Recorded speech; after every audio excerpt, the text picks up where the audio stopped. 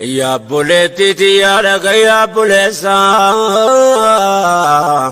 بيا دنيا يرو قباب دولابتيسا الرولت.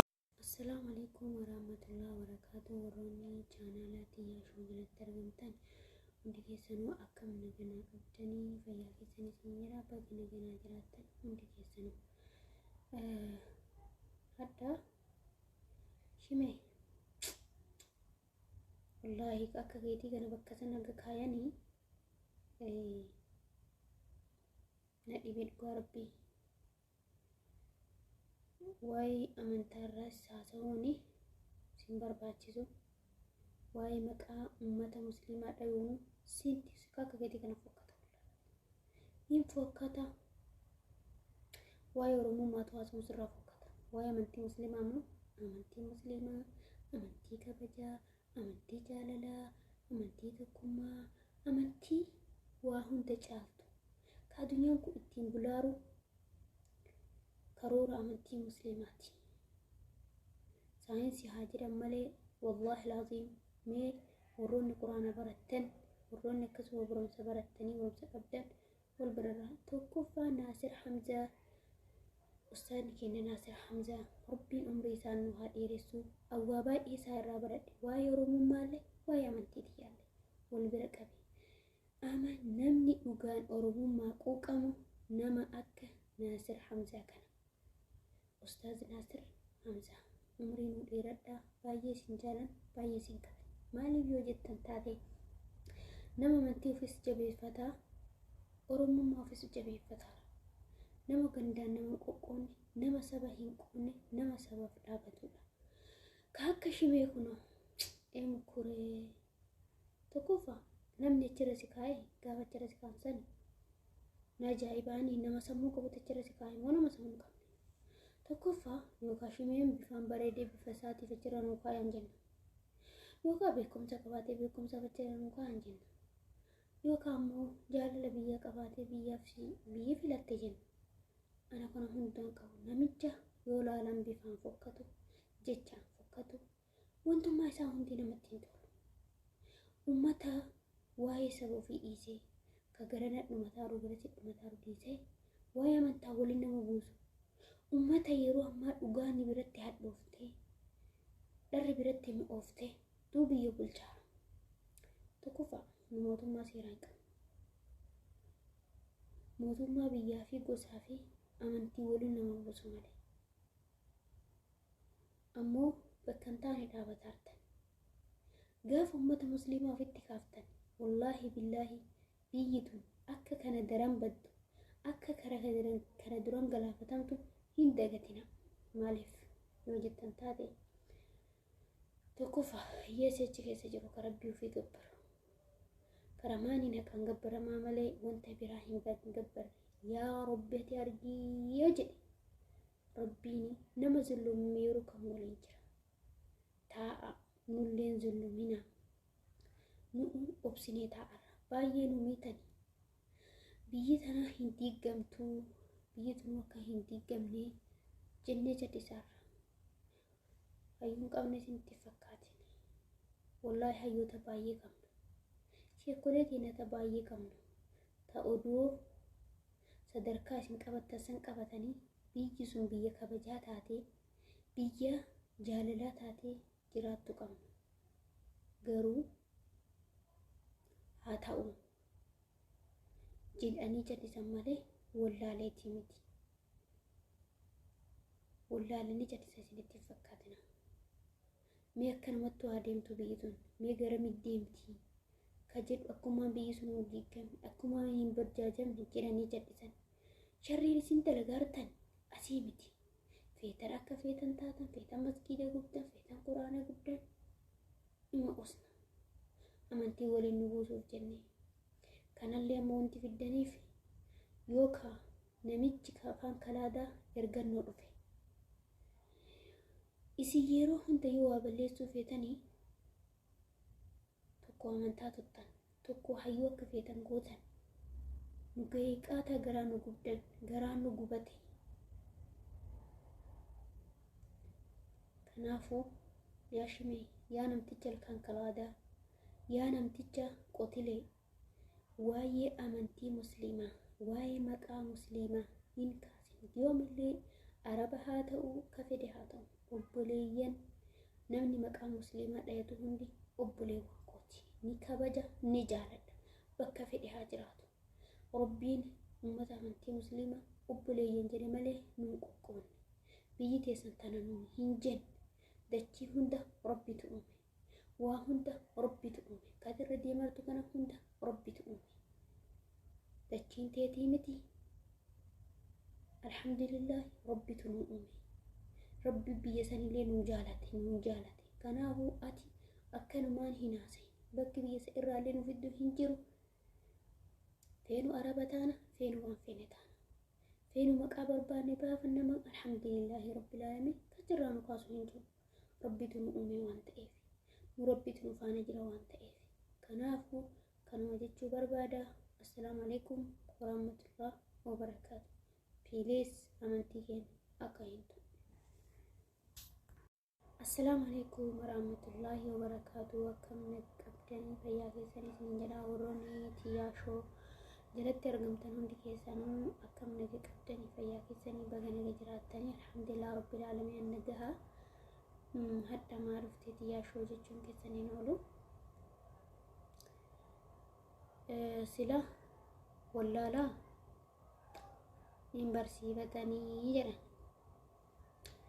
kana inshallah namni hundi irraa dubbateedha namni baay'een sheekuleen teenya kabajamuuf jaallatamuunis namni hedduun waa'ee kanarraa baay'ee dubbataniiran garuu yoo nu hundinuu amantii teenya tana kabachiisuuf yaaneen hundinuu mormanne gaafa san tokko taane aadaa amantii tana duuba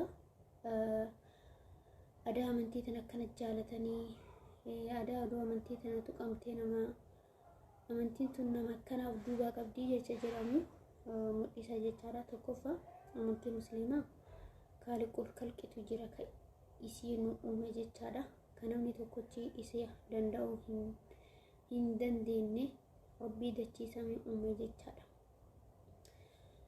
rabbiin keenya alhamdulillahi rabbil aalamiin dachii samii uume waa hunda caalu eegasii dachii tanarraa waan barbaachisu uume eegasi ammoo aadamiin cinaacha bitaa isaarra hawaa uume ummata kana hunda rabbiin uume jecha dandeettii ofiitiin kanaafu na'amoo rabbii waan xiqqaa miti alhamdulillahi rabbil aalamiin alhamdulillahi yaa rabbii amantii musliimaa amantii kabajamtuu amantii jaalatamtuu amantii waa hunda caaltu nuu kennite yaa rabbi galanni keeti alhamdulillahi ka ummata nabi muhammad irraallee nu taasifte alhamdulillahi yaa rabbal aalamiin rabbii keenya galanni keeti alhamdulillahi faaruun olaanaan keeti yaa rabbi galata keeti kanaafu wallaala akkanaa kun silaa tuffatanii dhiisan garuu itti himuun gaariidha akka inni wallaalaa ta'e itti himuun gaariidha gaaf tokko immoo galuu fi dandeessi jechaadha kanaafu yaa wallaalaa kiyya tokkoffaa namni mootummaa miti jecha namni aangoo qabatuu qabu nama sammuu qabu nama barate nama gosa qoqqooduu fi yookiin gandaan qoqqooduu fi zariin qoqqooduu timiti namni aangoo qabatu sila aangoo kamuu haa ta'u kabiyya keessa aangoo xixiqqoo sanuu haa ta'u nama sammuu bal'atu malee nama hin baranne nama akka shimee kana nama faaraa akkanaa kana hin barbaachisu aangoon tokkoffaa mootummaa jechuun sabaaf sablammii kamuu ka of jalatti qabatee bulchu mootummaa ka jedhamee beekamu ka yookiin gandaan qoqqooduu amantii walitti buusu miti mootummaan nu beennu mootummaa sabaaf sablammii kamuu ka gargar hin qoonne ka amantaan hin qoonne ka gosaan hin qoonne ka biyyaan hin qoonne ka gandaan hin qoonne kana jecha mootummaa itti beekamu tokkoffaa mootummaa qabatte ati wanta itti hagammaatii hojjette maali ati kuni waa hunda waddasiiftanii meeshaa hunda qaalessitanii waan garaa kee guuttattuun dhabde kanaan ammoo gabbee jedhanii osoo erganii bakka wallaahi bakka hin taane dhaqaarta himi wallaahi bakka hin taane dhaqaarta nu'u amantii namaa hin tuqnu gaafa ammoo amantii teenya tuqanii gaafa ammoo nabii keenya alayhi salaatu wassalaam tuqanii eenyullee hin cadhisu. Nutu ufitti yeroo masgiinni gubate yeroo qur'aanni gubatu yeroo nabiin keenya alayhi salaatu wassalaam tuqatu nutu biyyi teenya kan diigamne kanaa waliin nu buusuufi kaanii akkas ta'uufi jennee bakka usna. Isin ammoo warroonni nun tuqinii nusin tun haddas borus kabajaa isin qabna. Warroonni ammoo amantaa namaa tuqxanii nu amantaa teenna oromummaa caala jaalanna. Amantaan lubbuu keenya, oromummaan dhiiga keenya. Yoo lubbuun jiraanne oromummaa tana keessa jiraachuu yookiin himachuu dandeenya. Gaafa lubbuun teenya ammoo rakkoo godhatte inni keenya hojjetu jecha. Kanaafuu yaa shimee tokkofa maqaan keetu maqaa fokkataa, maqaa nama jibbisiisu, maqaa yooma waamanuu afaanitti nama hin tolle. Kaachirra si kaa'e jaamaa wayii ta'e nama sammuu hin qabne maraataa wayii ta'e Allahu a'lam hin beeku. Silaa namni sammuu qabu taate tokko bifa laalanii irra kaayan, lama beekumsa isaa laalanii irra kaan, sadii yookaan nama jaalala namaa qabu wayii yoo ta'e irra kaan. Garuu kas irra si kaa'e sun ija qabatee irra si kaa'uun oolu. Akkas ta'u ooltu yaa shimee. Odoo ija qabatuu baatee achirra si kaa'u ture. Odoo sammuu qabaatee achirra si kaa'u ture. Waa kana laala. Tokko bareeda kee laala. Lama beekumsa kee laala. Sadii jaalala ati saba keetiif qabduuf achirra si kaa'a. Ati kana hundaa hin qabdu. Ati nama garaa bulu. Ati nama uf ta'ee uf bakka ofiif qofa jiraatu. Lubbuun teetuun jiraatti qofa nama kanaati. Kanaafuu amantiin musliimaa maqaanii akkasuma maqaan amantii musliimaa maqaa ummata qaqqaalii kanaan dura sahaabota rasuulaa akkasuma nabii keenya alayhi salaatu wassalaam jaalatamaa fi kabajamaa. Odoo ammoo namni akka nabii keenya alayhi salaatu wassalaam yookiin ammoo sahaabaa isaanii keessaa addunyaa kanarra jiraatanii wallahi addunyaan tunuu nagahaan jiraatti turte. Garuu namni akka isaanii hin jirullee jiraatuufis hin ta'u alayhi salaatu wassalaam. Kanaafuu maqaa kanaa dhayuun gatii si kafalchiisa. Maqaanii amantii musliimaatu waamuun gatii si kafalchiisa. Gatiin ati assalaamu alaykum jette sunu gatii si kafalchiisa. Kanaafuu yaa shimee, yaa namicha ilkaan kalaadaa, yaa namicha garaa hoolaa yookiin garaa raqaa asumatti dhaabadhu. Amma booda waa'ee amantii musliimaa siin galchu. Ka irraa haasoftuu ka maqaa waa'ee amantii musliimaallee siin galchu. Arabaa maalii ka waan fedhe haa ta'u, waan fedhe haa qabaatu amantii musliimaa, maqaa fedhe haa baafatu amantii musliimaa siin dakkalu kana geessa.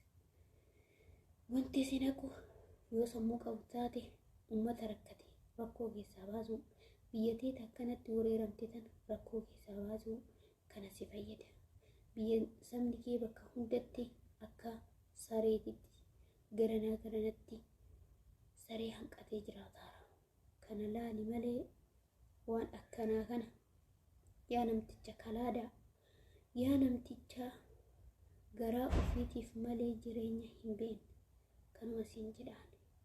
Kanaa olitti ammoo hayyoonni teenya kabajamtoonni teenya si himanii jiran siin jedhanii jiran.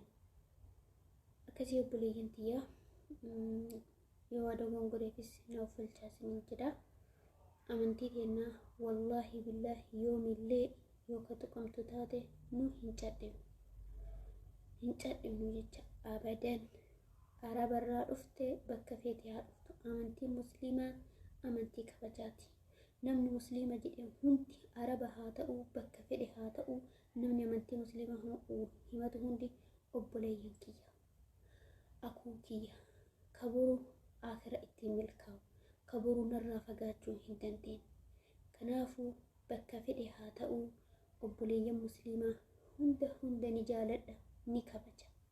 Amantii musliimaa ni jaaladha, ni kabaja. Yoomillee amantii musliimaa lubbuu kooti, oromummaan dhiiga kooti. كنا السلام عليكم ورحمة الله وبركاته. يا بوليتي يا رجيا بوليسا بيا دنيا يرو كباب دولابتيسا الرول